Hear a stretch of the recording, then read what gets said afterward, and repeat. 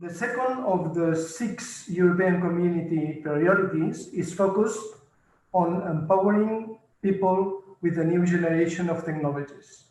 In that way, digitalization and SMEs are key in general and even more in the Mediterranean. We know that. And both shores have some assets to be reinforced and to be promoted. The first, the global value change will shrink in the coming years. That brings a new centrality to the Mediterranean. At the same time, the southern Mediterranean countries are a suitable platform to bridge Africa and Asia, and this dialogue is a very good example of that. Also, we have a very complementarity population dynamics, with more than 50% of the citizens digital native in the south. We should be able to take advantage of those opportunities as a way to promote competitiveness in the region. De tot això, de tots aquests elements, debatrem avui i també de molts altres temes al llarg dels propers mesos amb el propòsit d'aportar propostes que siguin útils per a promoure les relacions euromediterrànies. Per acabar, voldria agrair molt particularment a la Generalitat de Catalunya i al seu conseller i també a la resta de patrons de l'IEMed pel seu suport constant i decidit des de fa més de 30 anys a la nostra missió, que no és ni més ni menys que impulsar des de Catalunya un diàleg i una cooperació entre les dues riberes de la Mediterrània, conscients de que la prosperitat compartida de la regió que tots volem només és possible amb la implicació de les institucions europees, els organismes multilaterals com la Unió per la Mediterrània, els països i també, de manera molt fonamental, les seves societats. Gràcies, honorable conseller, per la vostra generositat i visió vers la Mediterrània. Tens la paraula. En primer lloc, doncs, bona tarda a tothom, good afternoon. Agrair i saludar en primer lloc al director general d'Afers Europeus i Mediterranis, el senyor Alfonso González, senyor Josep Ferrer, director general de l'Institut Europeu de la Mediterrània. També agrair a tots els ponents i, en aquest cas, també al moderador, Roger Albinyana. També, per una altra banda, saludar a tots els presents, responsables i gabinets tècnics del grup de treball mediterrani, els càrrecs, membres de les diferents delegacions del govern a l'exterior, personal tècnic del Departament d'Acció Exterior, a tots els presents. Permeteu-me, en primer lloc, traslladar un agraïment al propi IEMed, però també al Departament d'Empresa i Coneixement i al Departament de Polítiques Digitals per ajudar a fer possible aquest cicle de diàlegs que avui inaugurem. Un cicle, els Diàlegs Mediterrània més 25, que fins al mes d'octubre uniran a actors d'ambdues parts del Mediterrani per analitzar els problemes globals que afecten la regió. Uns problemes que avui, inevitablement, estan marcats per la crisi generada per la Covid-19 i els efectes socials i econòmics que d'aquí se'n derivaran. També, al llarg d'aquest cicle, s'analitzaran altres qüestions rellevants per a tota la regió mediterrània, com ara l'agenda urbana, la necessitat d'un diàleg intercultural o l'Agenda 2030 i el nostre compromís amb els objectius de sostenibilitat fixats per Nacions Unides. De fet, aquests objectius de sostenibilitat amb els quals des del govern de la Generalitat ens hi sentim plenament identificats. Avui, però, reivindiquem sobretot el 25è aniversari d'un projecte col·lectiu que ens ha de servir de guia pel futur. La Declaració de Barcelona de novembre del 95 va suposar l'inici de la cooperació euromediterrània i va situar el Mediterrani al centre com un espai de pau, de prosperitat i de progrés. La Declaració de Barcelona va ser, de fet, l'avantsala de la creació de la Unió pel Mediterrani l'any 2008 i que té seu a Barcelona. 25 anys després, avui, renovem aquest esperit mediterrani i cal fer-ho amb tota la solemnitat, però també amb tot el compromís. Commemorar aquests 25 anys significa tornar a l'esperit de Barcelona, un esperit que ens ha d'empènyer a definir les línies d'una nova agenda mediterrània a Europa i a seguir apropant el projecte mediterrani a la ciutadania. I això passa, com deia el doctor Planell, per disposar, per exemple, d'una xarxa, d'un accés a internet de forma universal. Ho tenim molt clar, Mediterrani és futur i parlar de Mediterrani vol dir parlar de drets humans i de justícia social, perquè tothom ha de tenir els mateixos drets i oportunitats independentment de quina de les dues ribes hagi nascut. Parlar del Mediterrani vol dir també parlar de cooperació i de solucions col·lectives. Des del meu primer dia, precisament, com a conseller, ho he volgut deixar molt clar. No ens en sortirem sols d'aquesta crisi, sinó que ho hem de fer de forma col·lectiva. I no ens en sortirem pensant només en nosaltres, sinó des d'una visió solidària i humanista que ens englobi a tots, des del sentit, sobretot, de responsabilitat. Parlar de Mediterrani vol dir inexcusablement parlar de sostenibilitat i dels grans reptes que tenim com a planeta. Cada minut aboquem un camió de brossa al Mediterrani, fins al punt de convertir el nostre mar en la zona zero de la crisi climàtica. Per tant, quan parlem d'Agenda 2030 i d'objectius de sostenibilitat, al capdavall parlem de vida. Com deia abans, com a govern tenim clar que Mediterrani és futur. És present, però també és futur. Per això el govern de Catalunya s'ha dotat d'una estratègia mediterrània i d'un pla d'acció 2019-2022 que ha de contribuir al rellançament del dossier mediterrani en les polítiques europees i reforçar les relacions i intercanvis a tota la zona. De fet, aquella acció exterior que més ens apela és la mediterrània, perquè és la més propera i la més coherent per a Catalunya com a país, i abans ho deia també el Josep Ferrer. Iniciem, doncs, aquest cicle de diàlegs que han de conduir als fòrums Mediterrània més 25, a celebrar durant el mes de novembre, i tinguem ben present l'esperit que va fer possible una declaració com la de Barcelona fa 25 anys. Un esperit que s'ha de traduir en compromisos i accions, que s'ha de traduir, sobretot, en futur. Que sigui, doncs, aquesta mar mediterrània espai d'intercanvi, espai d'aliances, espai de justícia social i de pau, i espai d'oportunitats. Bona jornada i moltes gràcies. Have a good session and thanks for all. Moltes gràcies, conseller, per les teves paraules. La veritat és que és molt reconfortant el constatar el compromís del govern de la Generalitat vers la Mediterrània i sobre la seva ciutadania. Des de l'IEMed no estalviarem cap esforç per rellançar aquest dossier mediterrani sobre la base de l'esperit de Barcelona, com deies, i amb ganes renovades i amb la voluntat de tindre una aproximació integradora i holística. Moltes gràcies, conseller. Ara té la paraula en Roger Albinyana. Agrair la presència de diferents alts càrrecs i representants dels diferents departaments de la Generalitat de Catalunya, altres institucions com la Diputació de Barcelona, que també estan presents avui aquí, així com representants del sector productiu, com ara Foment del Treball, IEMed, així com SCAME, l'Associació de les Cambres de Comerç arreu de la Mediterrània.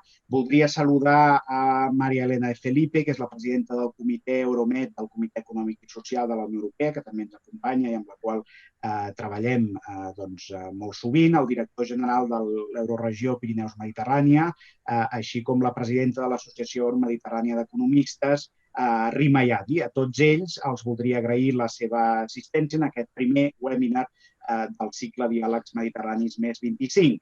Now, if you allow me, I will switch to English so that all our panelists can follow me without interpretation.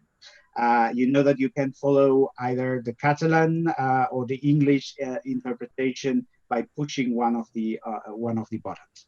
It is my honor to welcome our 4 panelists today to discuss digitalizing Mediterranean SMEs, a path towards innovation development in a post-COVID-19 era.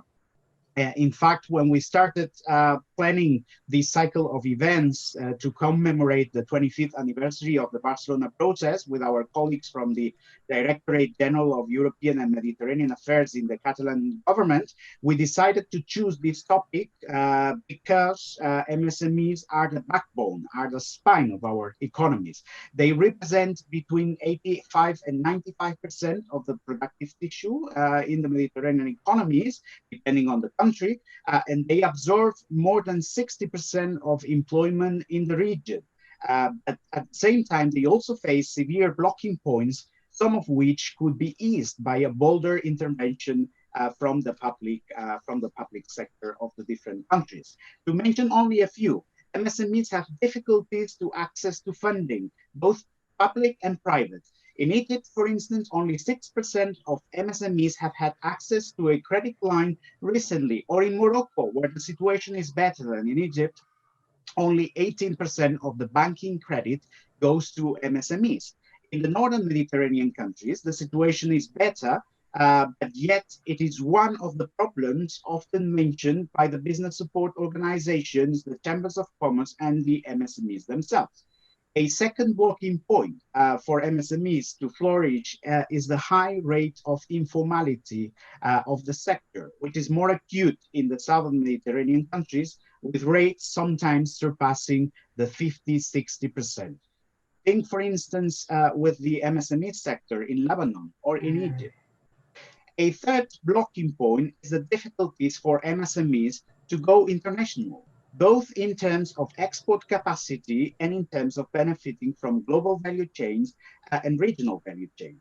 For instance, 88% of small companies in Tunisia do not export, and across the southern Mediterranean countries, only 0.4% of SMEs benefit from global value chains. Of course, these are not positive news, but we sense that by thriving innovation and digitalization, MSMEs can reduce production costs, make productivity gains, and increase access to funding. This is precisely what we want to discuss today with our panelists, to which I would like to thank once more for having accepted our invitation. The idea is that out of all these debates that we have started organizing today, we can jointly prepare a set of policy recommendations that the Catalan government will present to the Union for the Mediterranean and the European Commission in the run-up to the next UFM regional forum, which should be convened in November 2020 if the pandemic allows it, with the aim to commemorate the anniversary of the Barcelona. Without further ado, I will now turn to our first speaker. I will follow the list in the agenda, and I will go to, let me see, to my friend Monder Kamfer, who is a strategist, business consultant, and a private equity professional, and who has co-founded the first private incubator in North Africa, Wiki Startup. Monder, I have many questions for you, but I would now ask you, how can digitalization become a unifying factor between the northern and the southern Mediterranean countries? Monder, you have the floor. Thank you.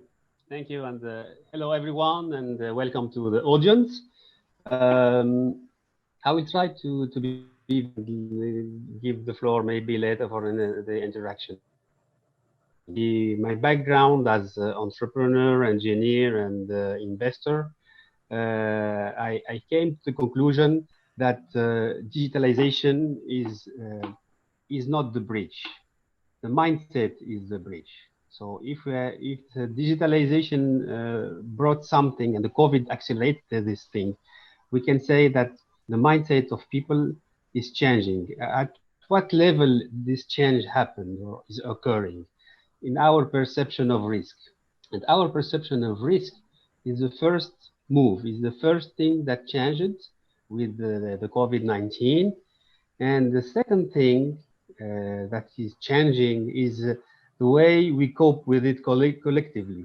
That means that today we consider risk as something, as a threat, we can fight only if we are solidary, if we are in a group, in a community, or in an ecosystem. And this is what is happening globally.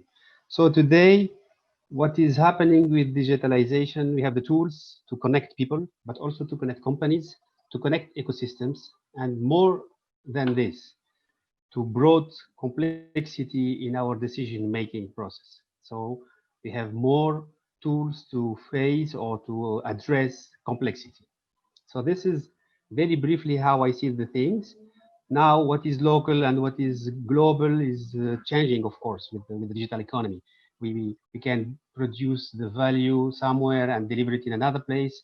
So north and south, west and east geography has no sense now with the digital in the digital economy. We cannot speak about geography. So how to place or replace the geography inside the digital economy. This is very challenging. Should I go deeper, Roger? Or okay? So now let's come back to your question about the capacity to address or to integrate global value chains. The issue in the south, as I know very well, Tunisia in particular, is not necessarily how to get funded to enter the global the global value chain. The question is to find the right partners among the value chain to have the right confidence level to proceed with, let's say, investment and to go for conquesting new markets. And confidence is the issue, as it is not very easy to find the right partner when you are in the south, and it's the same. There is the reciprocity when you are in the north. You have not necessarily access to the right partners, but usually it is much easier for someone in the north to invest in south rather than someone in south to invest in north, because of the barriers, for the visa and for implementing companies outside Tunisia, for instance. If any entrepreneur there has in his strategy to implement an office in Europe, it's not automatic. So you see, cooperation is a good, let's say, intent, but it is not in the practical, in the field, something very easy to deal with.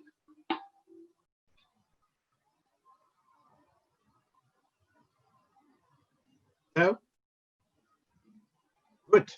Okay. Well, thank you so much. As a first intervention, I would like to retain what you said about the fact that it's not the same to from a company, let's say an SME of the north, to invest in the south, than a company from the south to invest to the north. And you put as a clear constraint the obtention of visas and the regulation of the mobility, labor mobility, and human mobility in general across the region. I'm sure that this will be an issue that will come back later. Now it is my pleasure. I will switch back to Catalan to presentar-vos el magnífic rector Josep Planell, rector de la Universitat Oberta de Catalunya. A més, va ser fundador i director de l'Institut de Bioenginyeria de Catalunya, a més de ser catedràtic de la Universitat Politècnica de Catalunya. La Universitat Oberta de Catalunya, com és prou conegut, és la universitat a distància de referència i per excel·lència a Catalunya i ha estat un model, certament, en la triangulació entre món acadèmic, universitari, centres de recerca i sector privat a fi d'impulsar la innovació. En base, rector, a aquesta experiència, com podem impulsar aquesta col·laboració en el conjunt de la regió mediterrània per tal d'incentivar la innovació? Rector, teniu la paraula.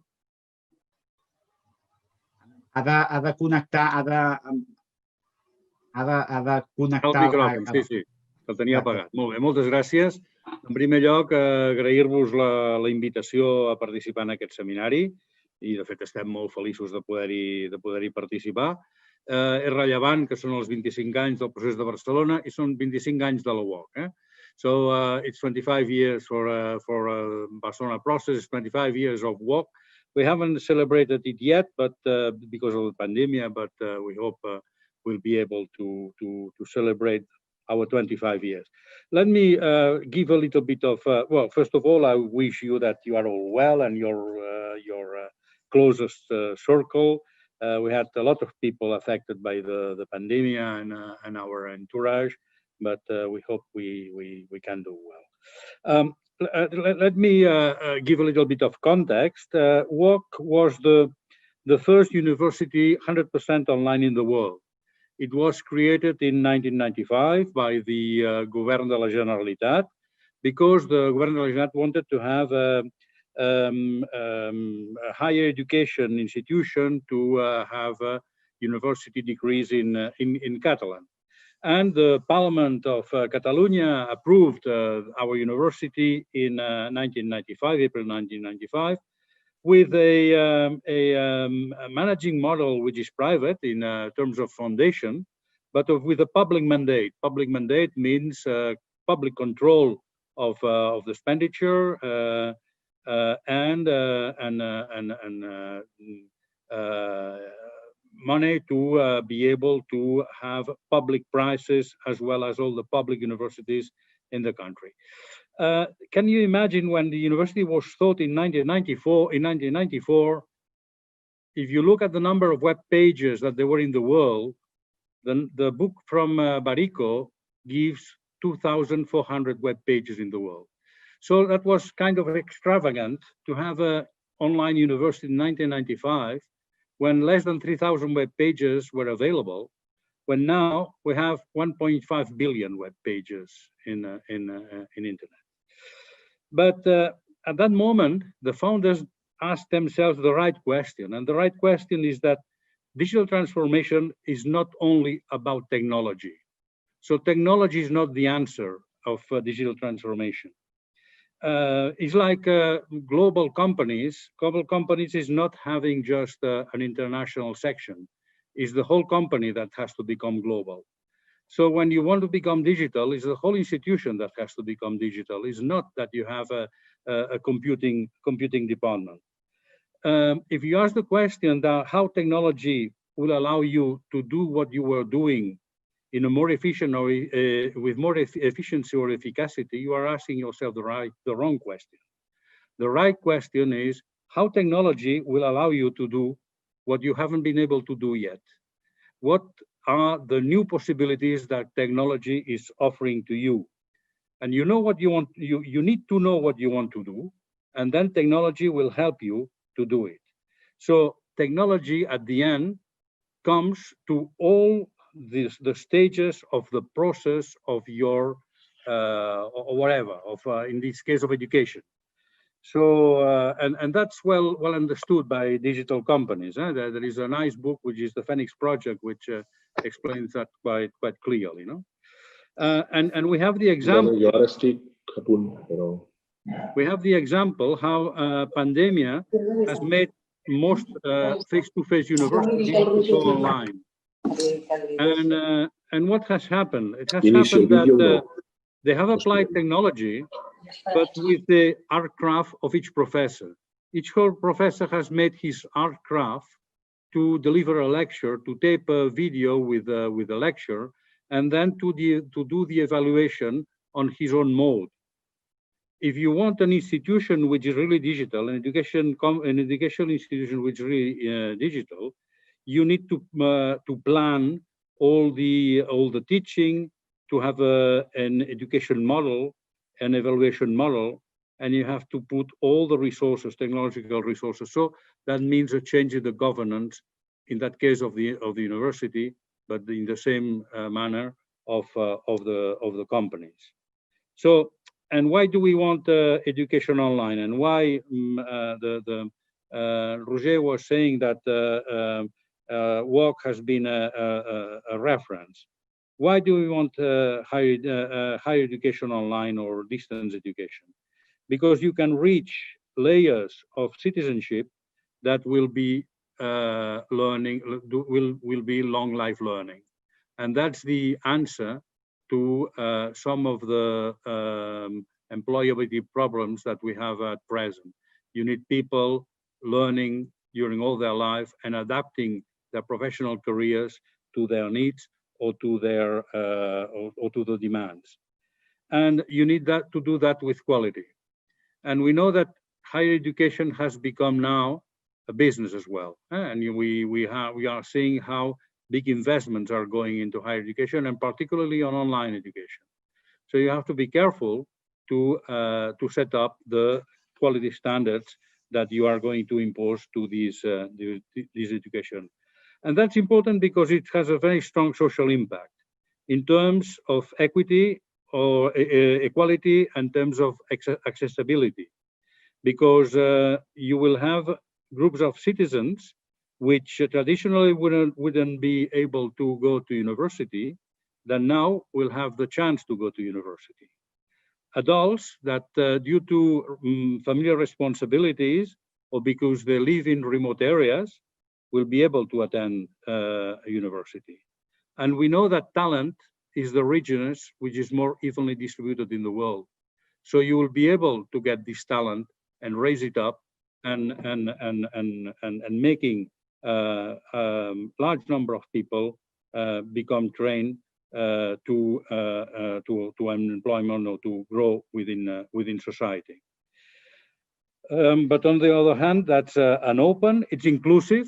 It's inclusive because, for example, more unfavored groups are able to attend university, like people with some disability, victims of different situations, refugees. We can personalize education to the needs and demands of the student. You can address it to a global citizenship, and you can escalate it and make doing sustainable. So from the optical of the digital issue, it's a non-distance education. It's not a distance university, it's a non-distance university, because you become ubiquitous, you work in a network, and you give digital capacity to the students, which is also important in the society in which we are living.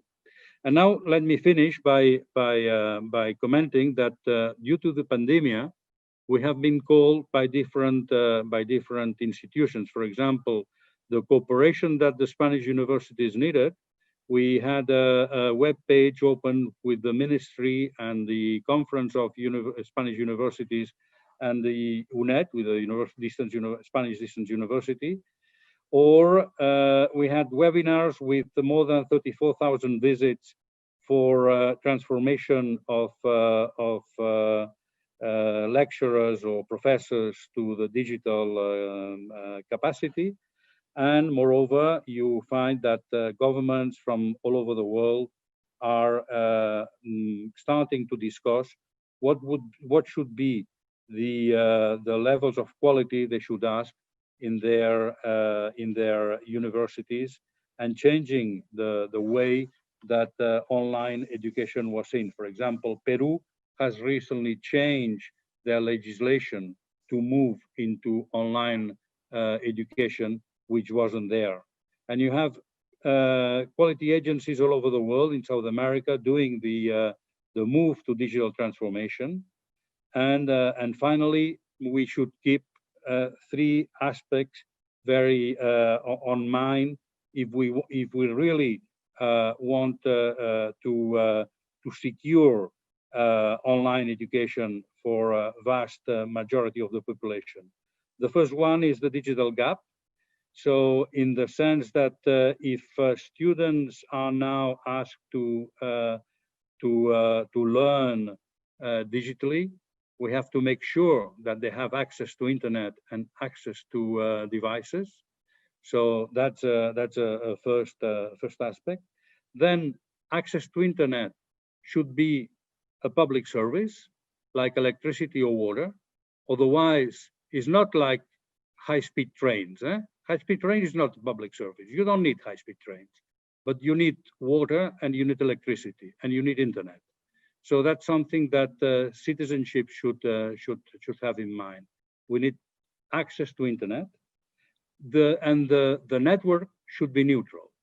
We are seeing recently many spurious intents to break neutrality of internet. It's very important that internet keeps neutral. And then there is a strong strong role to be played by universities, which is to plead for a scientific approach in those areas which are scientific. We should fight against I don't know how do you say in English, but la postveritat. post-truth. We should, anti-vaccines and flat earth defenders should have no space in our universities. And at the end, the social impact and quality of education is the main issue. And online, you can provide this type of education to vast majority of populations, and obviously to the whole society. And that's the first part. If there are questions, I will be very happy to answer them later on. Thank you. Thank you very much, Rector. In fact, I wish that all universities could actually have the same means and could be as prepared as the Open University of Catalonia when it comes to digitalization, because indeed, those that teach at the university, it is my case and of course others, but in a face-to-face university, we have faced so many problems during this pandemic, and I'm sure that the model of innovation that you have described can be applicable to also to many private organizations, to many companies, to many SMEs. Thank you very much. Continuem el debat i ara és el torn del senyor Didier. I will switch back to English so that you can understand me, who is the Director of Technology and Innovation at Smart Africa at the Secretariat based in Kigali, in Rwanda. We're very thankful for you to join us today, from where he leads several cross-border fiber connectivity and tech projects, including the one on cross-border fiber connectivity across the African continent. That is a project that is very highly ranked within the context of the African Union, because it's a project that is aiming not only to connect all the countries in Africa, but also to reach the rural communities. Which is so important because we are now speaking about MSMEs, but of course those that are placed in the rural communities in the African countries, they have less possibilities to become digital. So we are very thankful for your presence here today, and I would like to ask a very first question, like from your perspective, how can the public sector in the Mediterranean countries engage with SMEs to foster digitalization? Didier, the floor is yours.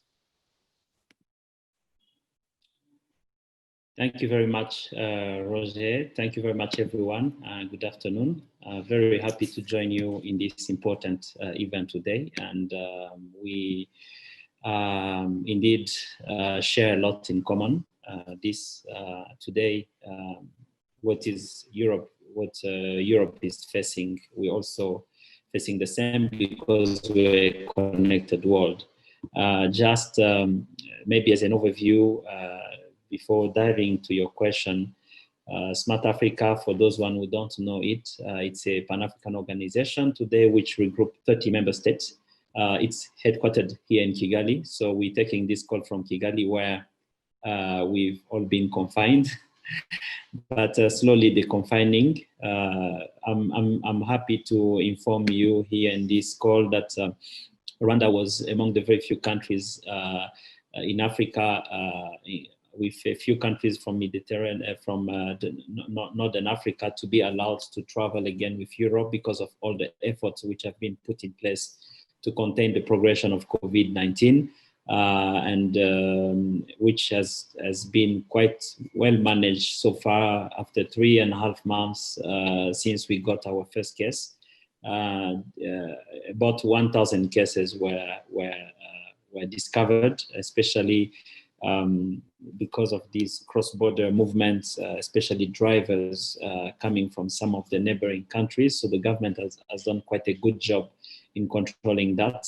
And we're happy that we slowly reopening the economy. So Smart Africa, indeed, as you mentioned, Roger, has a lot of initiatives. One of our core focus is policy and regulatory harmonization across the continent. You understand that Africa is 54 countries, so it's really a large large continent, 1.2 billion people, and with over 800 million youth. So it's really an important element promoting SMEs, promoting startups. My colleague here, Hannah, who is in the call, is directly responsible as a project manager. She's in charge of startup development and development of an ecosystem that is favorable for startup. I'm sure she will complement shortly and give more information about what we do.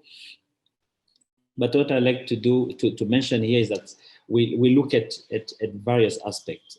But the two major aspects is infrastructure and what we call digital infrastructure. And then on top of it, we have what we call digital transformation.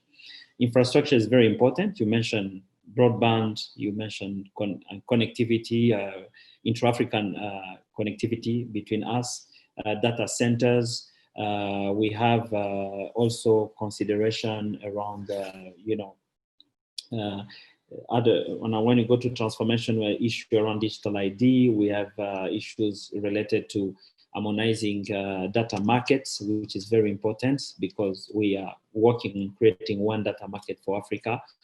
We're also looking at other issues using technology to transform different sectors of economy, from agriculture to finance to governance to name it, the key sectors of the economy. And we don't do it alone. We do it through partnership. We've been working with different partners, the World Bank, the African Development Bank. We've also, I'm happy also to report that in February, we signed an MOU with the Minister in charge of digitalization of the government of Catalonia.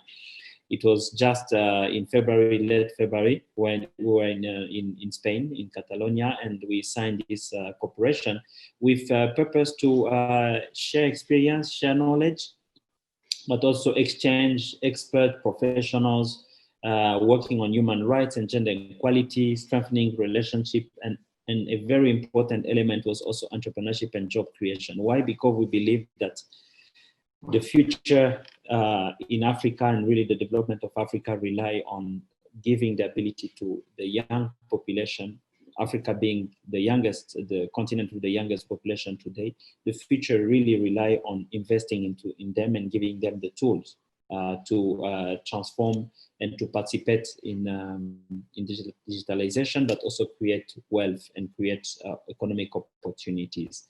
So specifically to what you've said, we believe that there are important elements, important action that need to be done, especially opening up opportunities for SMEs in various areas, including finance, banking, including connectivity, and just to name a few sectors. So we believe that the startups play an important role. That's why a few months ago, when COVID started, we launched a call for proposal, and we invited the young, the startups and also the SMEs to participate to this call. And we got 307 respondents to our call, and majority were startup and SMEs, because and we were very, very surprised that 72% of all the participants or the respondents were coming from Africa.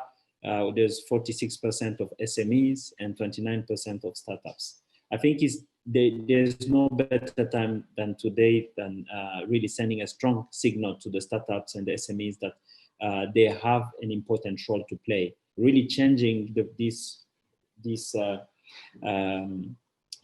concept that many governments have used in the past, believing in other companies, on the giant companies. We have a lot of SMEs, a lot of startups in Africa and Europe who can jointly work and develop different solutions. And COVID was really a good test for us, and we saw really a strong response. So, and you can open it up really to the entire economy, to the entire government functions, giving them opportunity to show solutions and to demonstrate their capabilities. So we have no choice. Really, in Africa, we have no choice, because government cannot employ everyone. We have an important size. Over 80% of the population are young. So if you don't work with them, if you don't find a solution with them, it will not work. So that's why we're interested, and that's why also this collaboration with Catalonia become very, very important. How can we come together work on solutions that can create opportunities and that can increase their participation to the economy. And with having more opportunity for the economy, that comes, of course, job creation, and also it improves the social sector also. So this is maybe an overview. I'm not diving into the technical details about what we've done. I'm sure my colleague Anna, who is also on this call, is going to share some of the actions specifically we're doing, because we have a large action on startup and SMEs. Anna will certainly complement and share more details about what we've been doing and the positive result that we have got until now. Thank you, Roger. Thank you very much, Didier, for this very comprehensive Pan-African view, which is obviously applicable to countries in North Africa. I will take what you said on digital infrastructure and digital transformation, on the initiatives that you are putting in practice and undertaking across the country, and also on the fact, which is also something that we have observed in contact with most of the southern Mediterranean countries, that due to the COVID-19, which of course had and it's having many negative effects over the population and over the economies, if we could imagine one positive effect is the digitalization boost that the pandemic is bringing all across, especially for public administrations that have to deliver services to the citizens and to the companies, but also for MSMEs. This is a changing trend that we can observe from many southern Mediterranean countries, Morocco, Tunisia, Jordan, and other countries. Thank you very much. By the way, before we move to the next speaker, Aurea Rodriguez, I would like to recall that you have the possibility to send in questions. We are starting to receive like lots of questions, both from our Zoom platform and also from the YouTube channel, where we have like many people following this debate. So please keep on sending questions. We will try to bring them before our panelists. And now we move to the next panel speaker, with Aurea Rodriguez, que és la directora d'Innovació Acció, que com doncs, em sembla que tothom sap ja, és l'Agència Pública per la Competitivitat de les Empreses del Govern de Catalunya, és a dir, l'agència que acompanya les empreses en processos d'innovació, d'internacionalització, de captació d'inversió estrangera, etc. I un dels elements que m'agradaria destacar doncs, del seu currículum és que parla, bàsicament, en què creu fermament en el coneixement, la col·laboració i la innovació com a factor d'èxit per l'empresa i la societat. I, per tant, m'agradaria traslladar-li ja d'entrada una pregunta sobre si podria desenvolupar millor aquest model i quins elements podria destacar de cara doncs, a exportar aquest model d'èxit arreu de la Mediterrània, dels països de la Mediterrània. Aurea, tens la paraula. Has de connectar el so. Hello. Thank you, Roger. My name is Aurea Rodriguez. I'm the Director of Innovation in Acció. As Roger said, Acció is the agency of the Catalan government for business competitiveness. Regarding your question, Roger, it's quite easy to answer because I think that innovation is a way of life. So, you know, if you are innovative, you are innovative. And you are a company that is innovative, you are an innovative company. So it's quite easy for me to answer that question. Moreover, the innovation is collaborative and it has no borders. So it's easy to share the knowledge and also to share the technology today, because there are no borders for technology and there are no borders for knowledge. And as you said, this is about talent. This is not about technology. Digitalization is not about ICT or IoT or blockchain. It's about the people and the people collaborating for a common goal. So I have a presentation, but I don't know if it's reachable now because if you can question me whatever, I feel free to answer. I have a video because we have a special program that it's called Relations 4.0, that it's about Industry 4.0, and it's the main program that we have in Axio to support SMEs in the digitalization process. So I don't know if we can share the video with you. We will try it, okay? If it works, okay.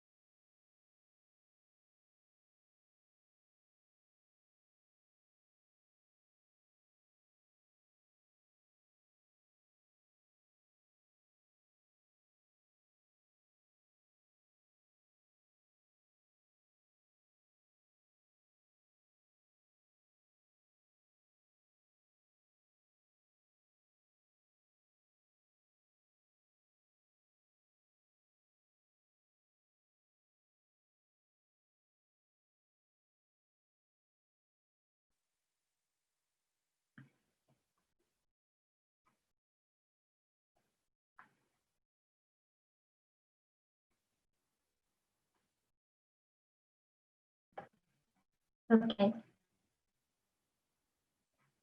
Okay, this is the video of our main program that it's called Relations 4.0, that it's a program that is based in the support of the SMEs to change, to transform their business, their products or their services with the new technologies in the Industry 4.0. So this is what we want to share.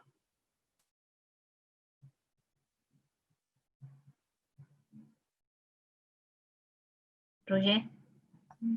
Yeah. Okay. So that's it. That's it. I have a presentation, but I think it's so much long. So if you want to it's long. ask Okay. me. Okay. Well, I asked you a question. You did answer the question. Would you have any other comments to contribute to the general theme of the debate? Maybe you want to pick some aspects of your Yes, okay? Yes. If you wanted, I can share you something more if I can Okay, do please it. go ahead. We still have time. Okay.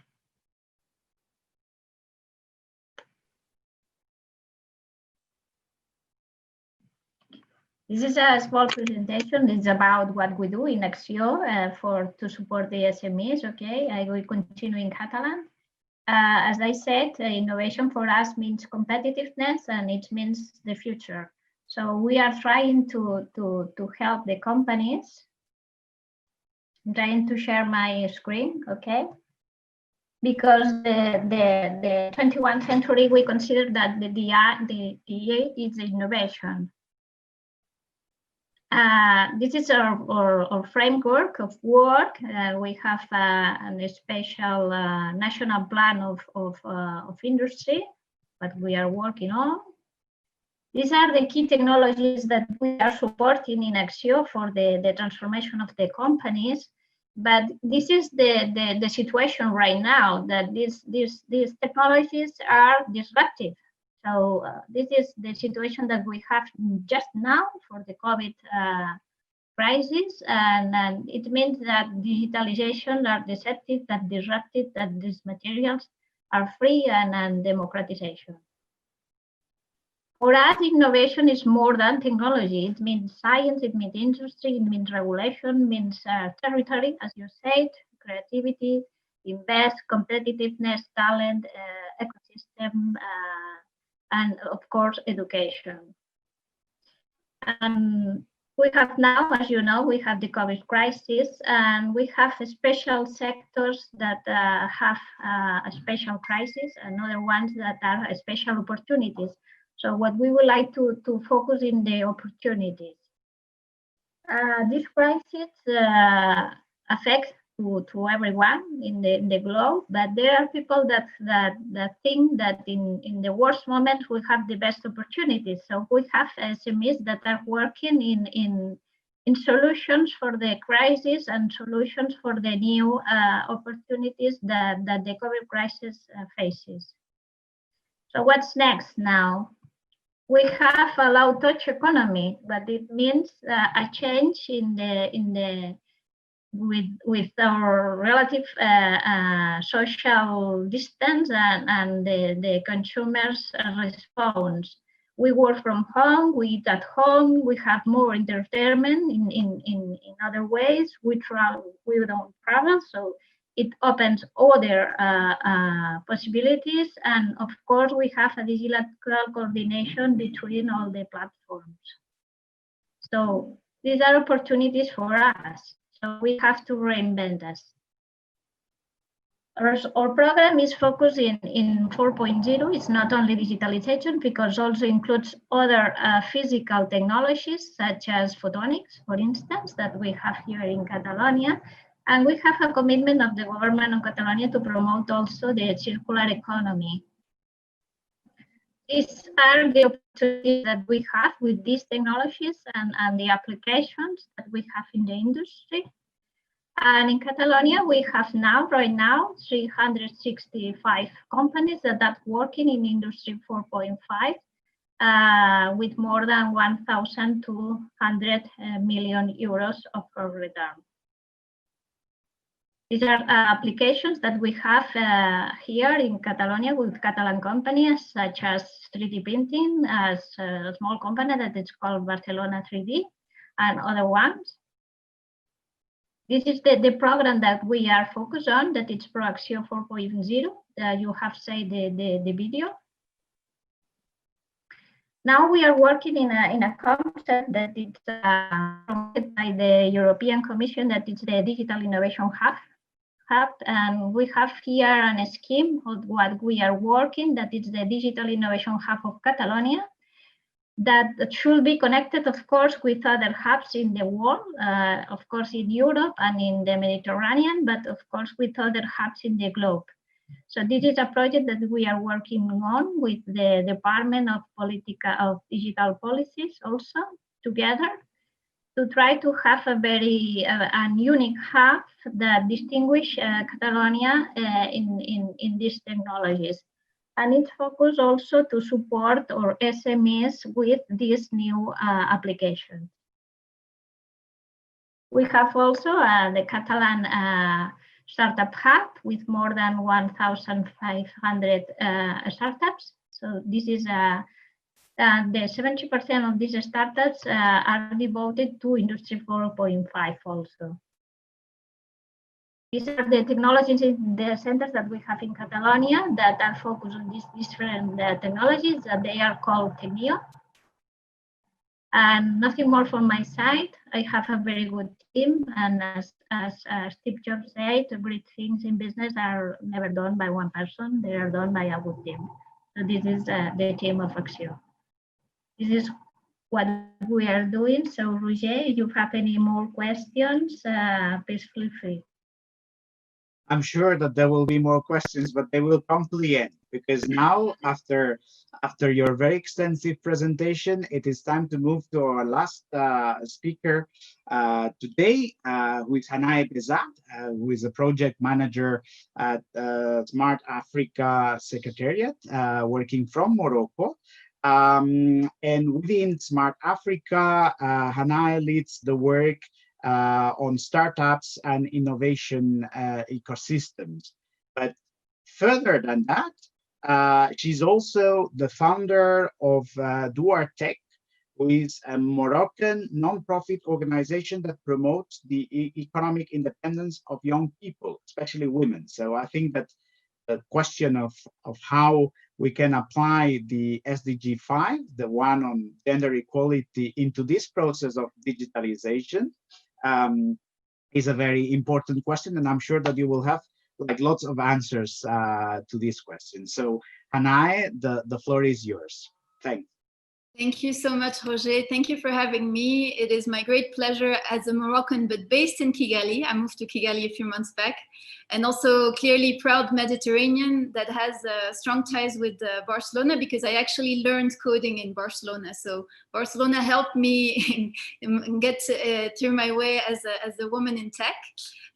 Thank you very much for having me. Indeed, I'm happy to share some insights, perhaps start with complementing what my colleague Didier said earlier about what we do at Smart Africa in terms of startups and ICT ecosystems, and especially with the view of North African countries. I think it's very important to understand that from the Smart Africa perspective, the southern Mediterranean countries, which are for us the member countries Morocco, Algeria, Tunisia, and Egypt, are playing a crucial role in consolidating the African European space of co-creation and innovation. And it's clearly a role that they want to play, and it's clearly towards a mutual, the achievement of a mutually beneficial partnerships that they're doing this role.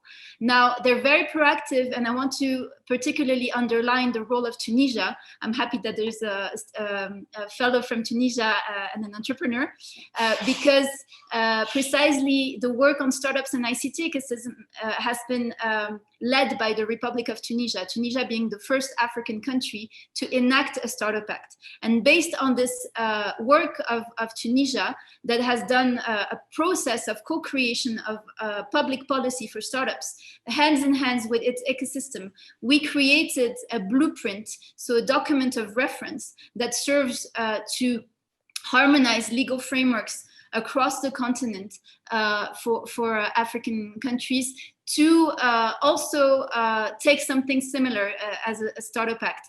Senegal has done it, Mali has done it, so many other countries are in the way of doing it. And I'm happy, perhaps later on I can share my screen and give you a map of where the countries in the continent are at and how they're using this experience of a Northern African country to catch up.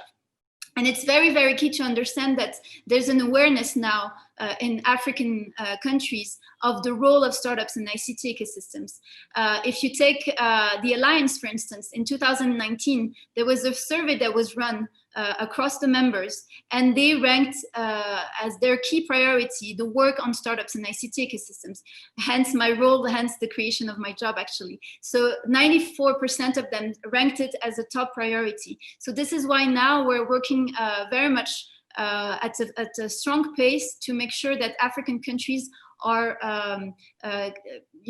working towards provisions that are favorable to startups and ICT ecosystems. Another thing that I want to mention, because it's very, it's very key to have this in mind when we're talking about COVID-19, it's the impact of COVID-19 on startups. Now, what's very interesting, and I encourage everyone here to look at the reports that I'm going to mention. There's a movement called I4 Policy that holds together a lot of hubs in the continent, more than 200 hubs with a manifesto. They ran a survey with more than 500 startups across all the continent, including North African startups. So they have the same results in terms of impact of COVID as Startup Genome that has done a survey in the world with 1,000 startups and only 22 in Africa. And it's very interesting to understand that startups in the continent and startups outside of the continent are actually facing the same challenges when it comes to treasury, cash flow, and the impact of cash flow on their activities. Just to give you a few of those results, 44% of the 500 enterprises that were surveyed in Africa are at risk of failure, while 40% have just enough operating capital to sustain themselves for the next 3 months, and close to 90% of them require capital support at this point. This is something that is rather common across the African ecosystems, including the North African ecosystems, Egypt, Tunisia, Morocco, Algeria. And what's very interesting is it's the same challenges, close to the same numbers across the world. Now, obviously, startups in the African continent are not operating in the same context because states are stronger in providing a better context outside. So this is why this work of actually working towards the enactment of a startup act, the way Tunisia has done it, is actually reinforcing the resilience of those countries. There's another good example that I would like to mention, if I may, before I move on, perhaps to answer your questions about Duartec and the work that we do and bringing tech education to rural areas with it. I know it's not a North African country, but once again, from the perspective of Smart Africa, it's very important. The co-creation is very important. It's the example of Niger, just to complement the role of the public sector when it comes to working together with SMEs in the digitalization. So basically, Niger has a plan that is called Niger 2.0, and they've requested startups to work on e-gov solutions in a program that was financed by Agence Française de Développement. They've had startups working on digitizing the criminal records for the Ministry of Justice, digitizing the official journal, traceability of requests to the Ministry of Health, mailing management for the presidency and mobility app. The reason why I'm giving this example is to tell you the level of awareness now of African heads of states and African governments in the value, the added value of working together with startups that are more agile, that have more human capital than they could ever get anywhere else. And so for me, now the very key question is how are we going to speed up the process to make sure that every country in the continent, and particularly the North African countries, because they have a lot of potential, obviously the Moroccan ecosystem or the Tunisian ecosystem, Algeria and Egypt, have a lot of potential, and they have a role to play in bridging, in doing this European African innovation bridges that Arya was mentioning earlier. How do we make sure that they all have a legal framework that's favorable to startups in terms of accessing markets, in terms of accessing funds, and so on and so forth? And so I'll stop it there because I don't want to be too long and I want this to be interactive, but I'm happy to answer any question on Duartec, but also on this. And perhaps I'll just share my screen for this one slide for the map that I mentioned. So the map is here. I believe you now see my screen, and there we go. So 54 African countries, 30 of them are members of the Smart Africa Alliance. 17 African countries are either in the process of having a Startup Act enacted, like Tunisia did in 2018, or a Startup Act in process. We're talking about Ivory Coast, for instance, or Algeria, because Algeria has now even a minister for startups, and they've announced that they want to make it a priority for them. Or a Small Business Act, like South Africa. But if you take Morocco and Egypt, that are those southern Mediterranean countries, they are in the process of adopting a Small Business Act. So I think it's very key to have this in mind, to see how African countries are moving towards setting up a favorable context for their startups and ICT ecosystems, which will then make them available to work on those bridges between Europe and Africa. Thank you. Well, thank you, Hannah, and thank you for bringing this vision on the importance of enabling the environment. Many times when we think of startups and SMEs, we think with the day-to-day business activities, whereas we tend to forget that the institutional environment is as important as the rest of the elements in order to have flourishing ecosystems that allow MSME startups to grow and to succeed. In fact, you mentioned the Startup Act that Tunisia actually put in place or implemented back in 2018. It was the flagship project of former Prime Minister Chahed, if you remember. And to be honest with you, and this is something that I would like to now to revert to Monder and ask Monder what his assessment on the results of the Startup Act. To be honest with you, I have received conflicting and contradictory opinions on the actual implementation of the Startup Act. So I would like now to turn to Monder, who is Tunisian by origin, to ask him what he thinks about the implementation of the Startup Act, and also because he asked me the floor to complement some of his previous comments. So Monder, you have the floor.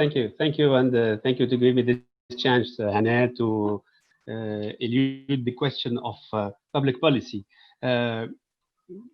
Very briefly, I would like to come back to Professor Planel about the public service. I totally agree that access to internet is a public service. We should consider it as that and act it as that. This is a question of sovereignty on the data.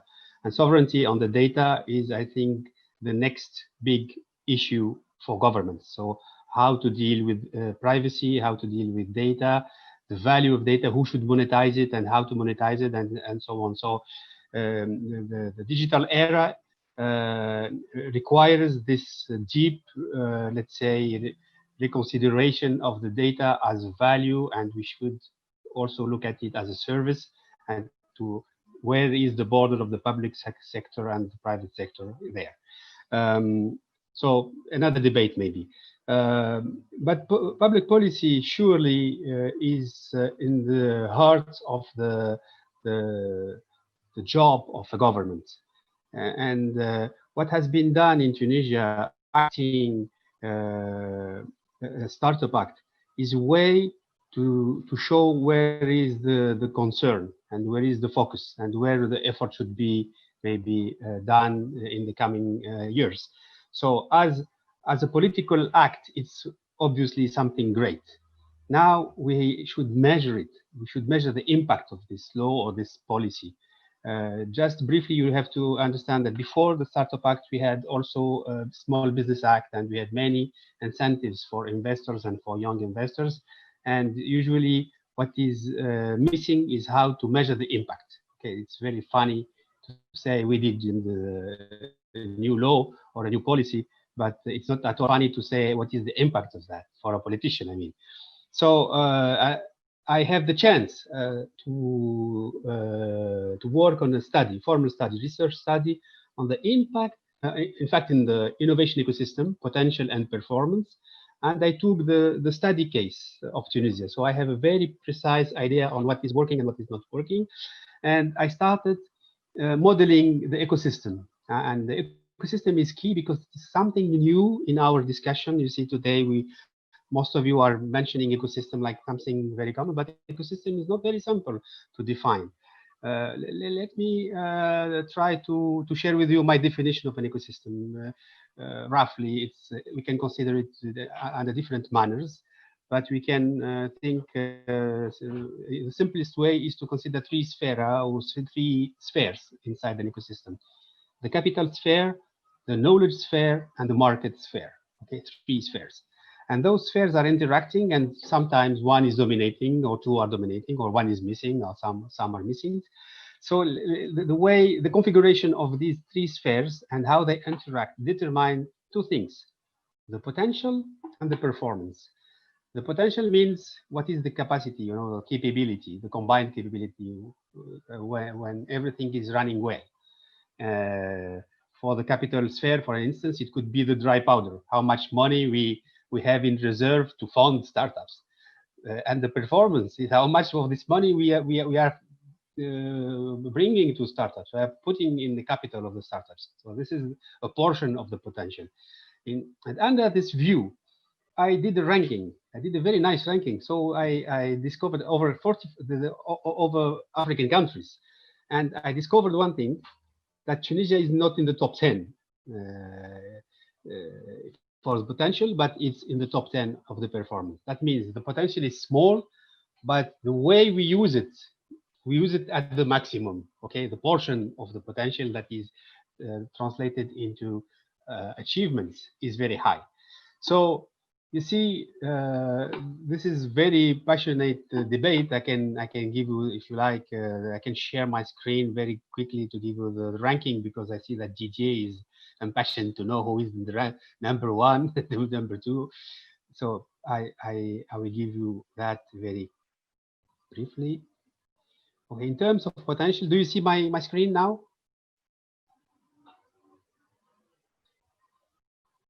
We see your screen, but there is nothing in your screen. Okay, it's coming. I think it's coming. There it is. There it is. Okay, voila. So you see, in terms of potential, you have the number one is Nigeria, followed by Egypt, Ethiopia, South Africa, Tanzania, Kenya, Algeria, surprisingly, Uganda, Morocco, and Rwanda. Those are the top 10 in terms of potential. This is with our methodology, of course, and it's very, very different from the ones you use usually. So I used the metrics for each sphere, as I told you, for the capital, but I can share it later for the ones who are interested by the methodology. And in terms of performance, South Africa is ranked number one, followed by Tunisia, then Egypt, Kenya, and Morocco, Rwanda, and so on. So you see, this question of ecosystem is crucial. And why is it crucial? Because it's a new entity. Ecosystem is an aggregate of entities or startups, but not only actors, including private and public sectors and private and public actors, dealing together for a common purpose. Okay, and this common purpose could be business, could be public service, could be education, could be technology transfer, whatever. But usually innovation is behind that. So you see, all these ecosystems should be determined, and I think the key for the Mediterranean countries is to work on the Mediterranean ecosystem and how to make one common big.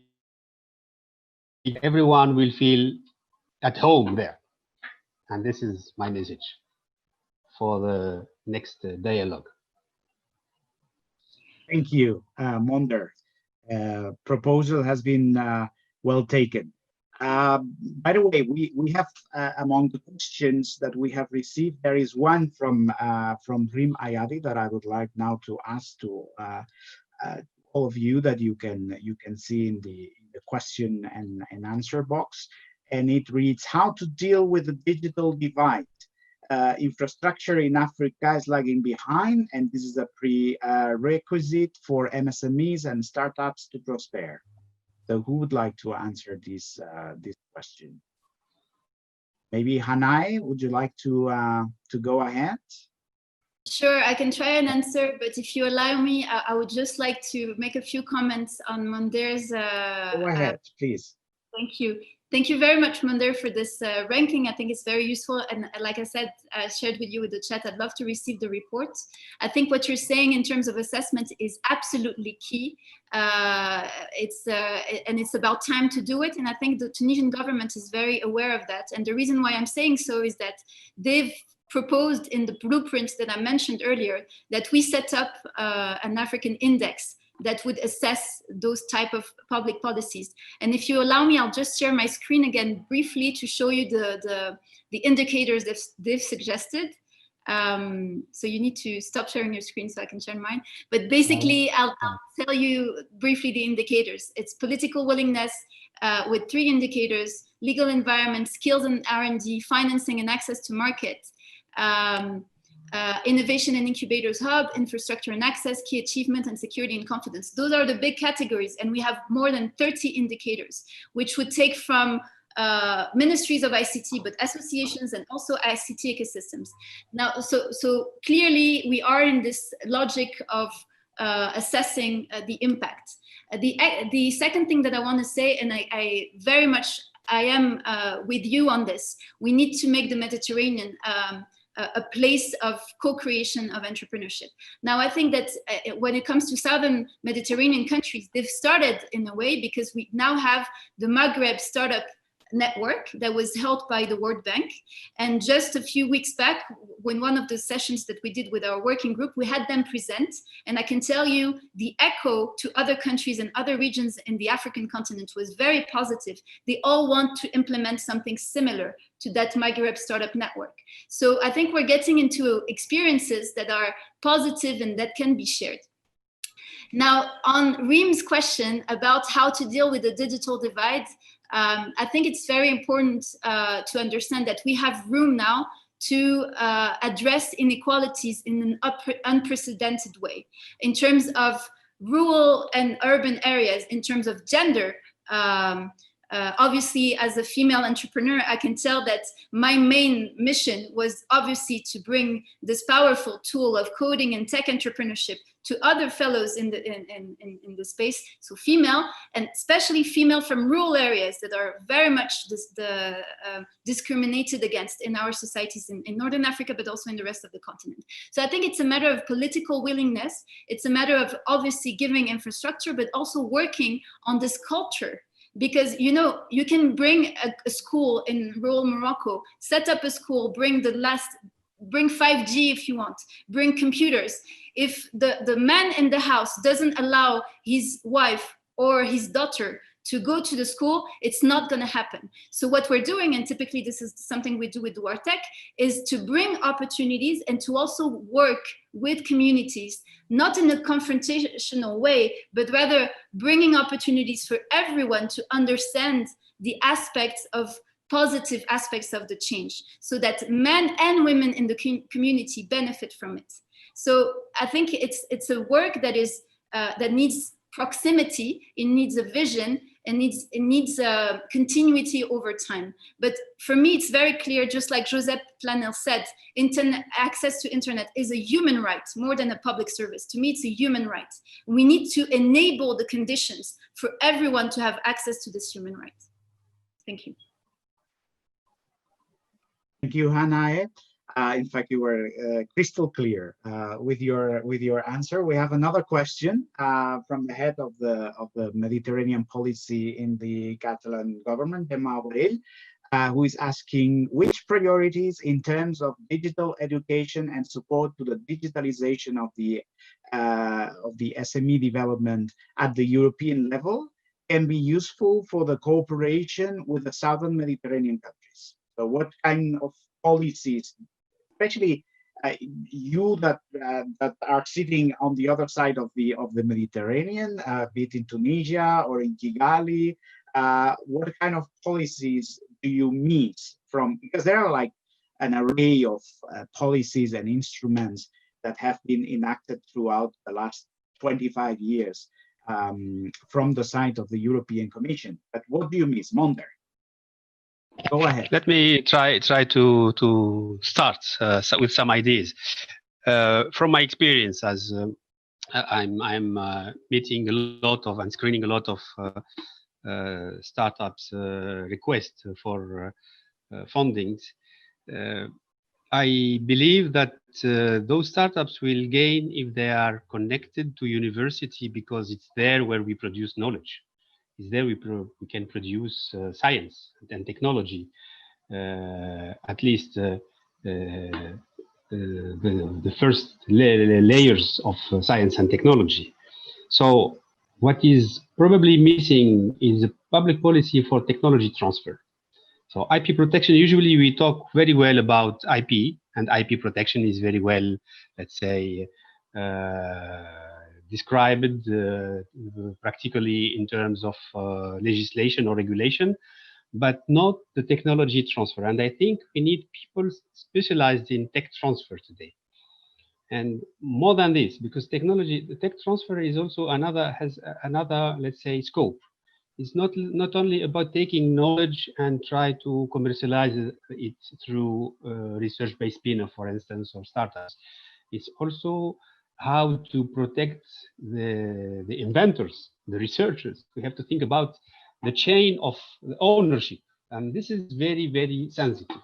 And if you want tomorrow to have kind of equity among the value chain, okay, I call that the value chain of innovation. We have to consider all from the origin to the market. And, the main idea, of course, open to discuss it. But is there any other idea, proposal, suggestion? Anya? Or maybe director? If I may, yeah, please, go ahead. I just want to complement this question about the infrastructure in Africa. I think my colleague mentioned it as it's indeed, it's key. It's a foundation. You remember when I was talking at the beginning, I mentioned that we have two big focus: digital infrastructure and digital transformation. Because infrastructure, Africa is a massive continent, massive.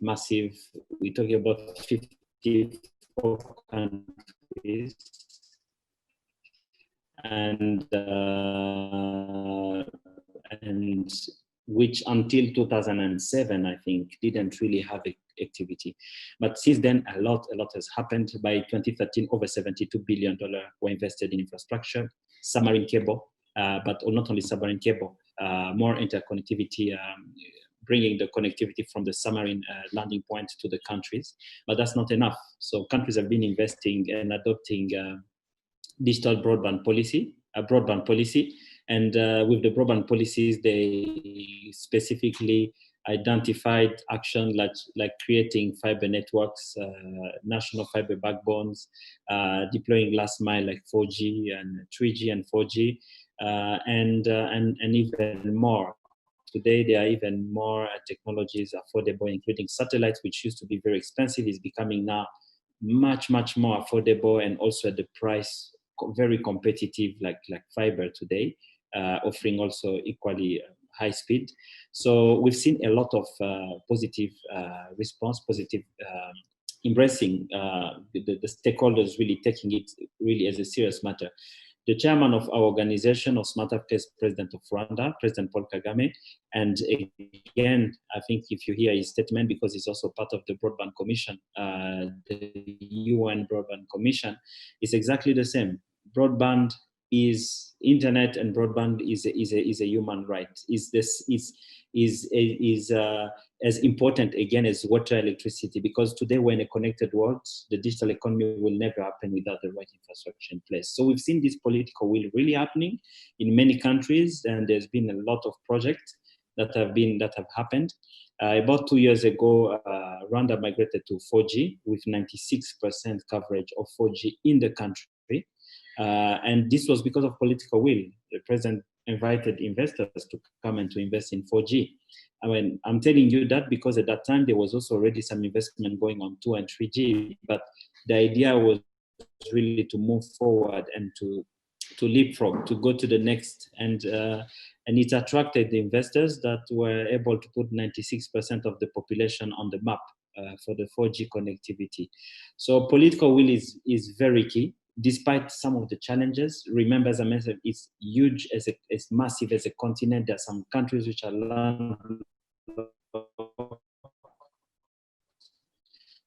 completely no access. The next neighbor require a lot of collaboration, because then you have to be before reaching you. But all of this happened because of the collaboration. And we have 30 head of states in the board of Smart Africa. And they realize the importance of that, and that makes things actually moving on the ground. And I'm happy, for example, to inform you from that also true. It's not only government doing that; it's actually the private sector, because the government can do everything. It also goes with a lot of close collaboration with private sector. We have some of our private sector who are members of Smart Africa have also invested quite heavily. We have companies like MTN. It's an African company today. They are in several markets in Africa and beyond.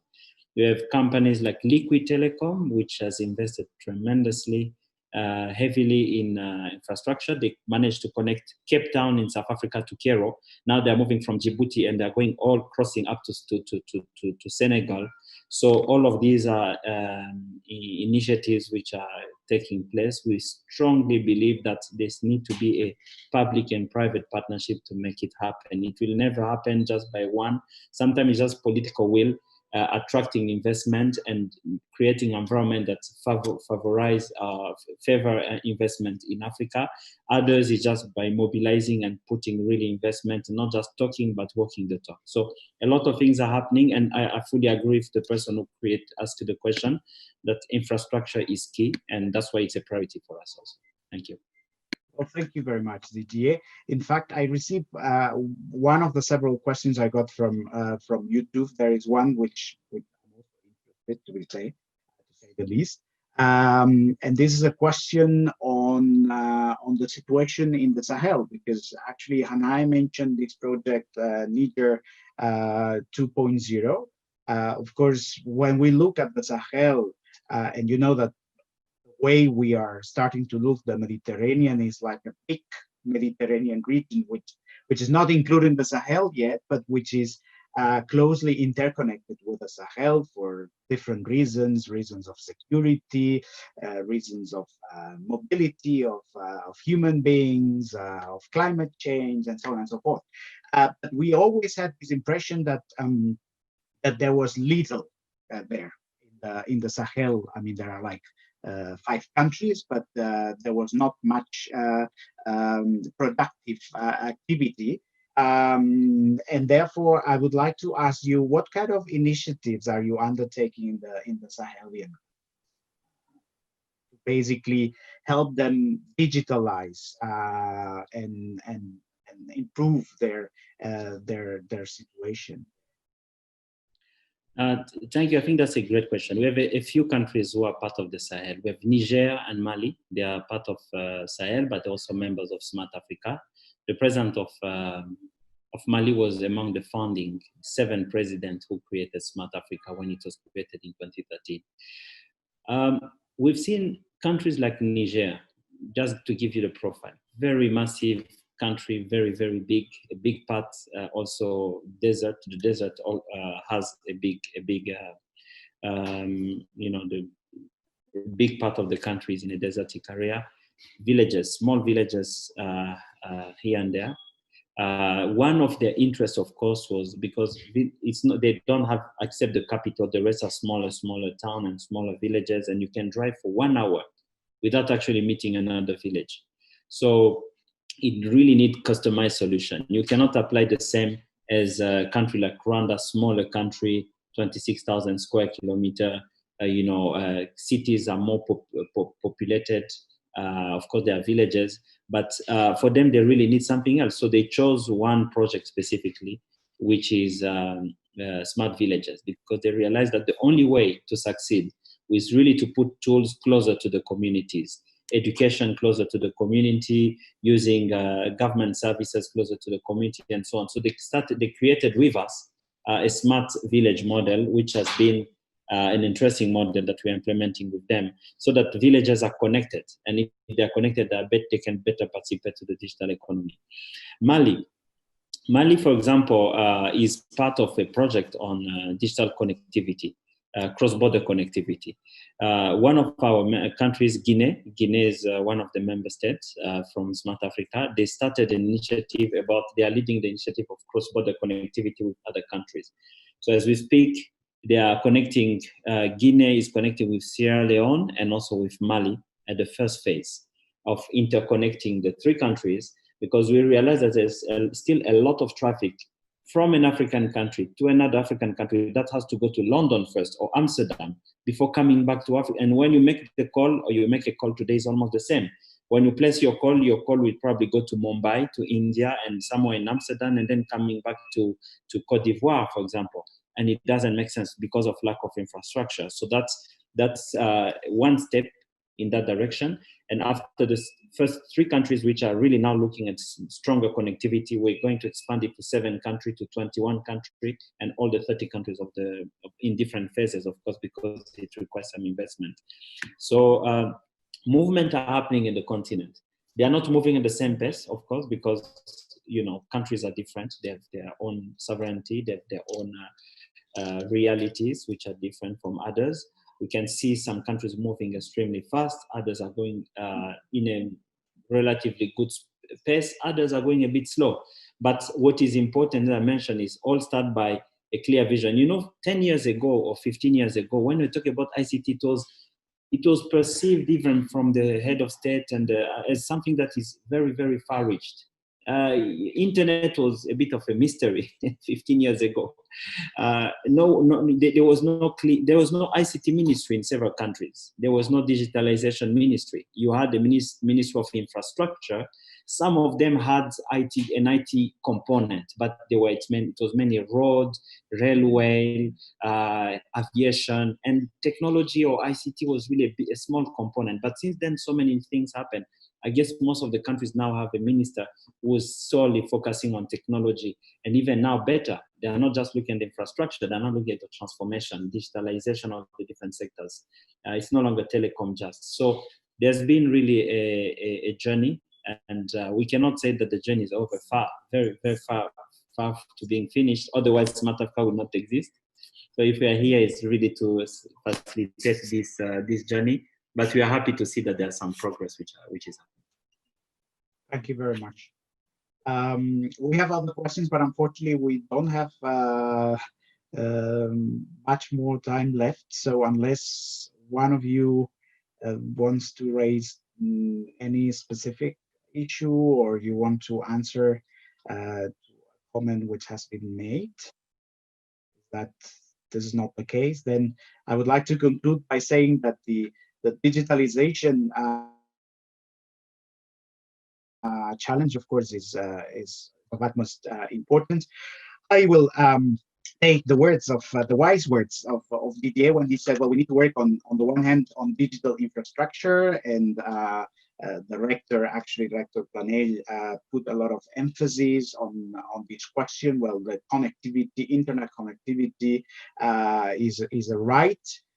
So digital infrastructure, and it's not only internet connectivity. There are other elements that one has to bear in mind, especially for MSMEs, is crucial. And then, second of all, digital transformation from a very wide perspective, like putting the accent on enabling the environment. And I was paying a lot of attention to how to enable the environment and how we can get good practices from some of the North African countries and try to replicate them to other African countries, or try to observe and look what is happening in some Southern European or Northern Mediterranean countries, and try to replicate across the continent. So enabling the environment, and there was a strong emphasis on education and how the education system has to be reformed, and what are the contents and what are the means. Here again, the rector was explaining the system of the Open University of Barcelona. And thirdly, the organization. And here, for instance, Aurea talked a lot about how a company needs to get organized, to become digital. Not only the companies, also the public sector in general, how the public sector can boost digitalization, but by becoming digital itself, and so on and so forth. So we very much liked your dissertation, your comments, your explanations, and I'm sure that it will be very useful when preparing this report that we are going to prepare, identifying some of the policy recommendations that you brought forward. And on behalf of the organizing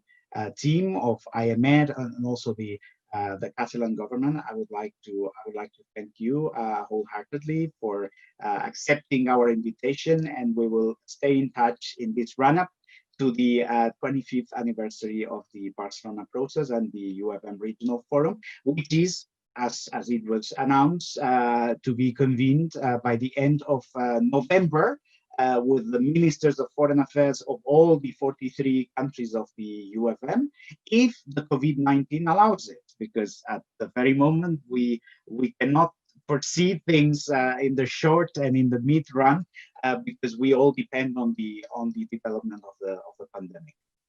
In any case, I'm sure that this debate will be very useful. And I would like to thank all the people who either via Zoom, the Zoom platform, or via the YouTube channel of IEMed actually follow us.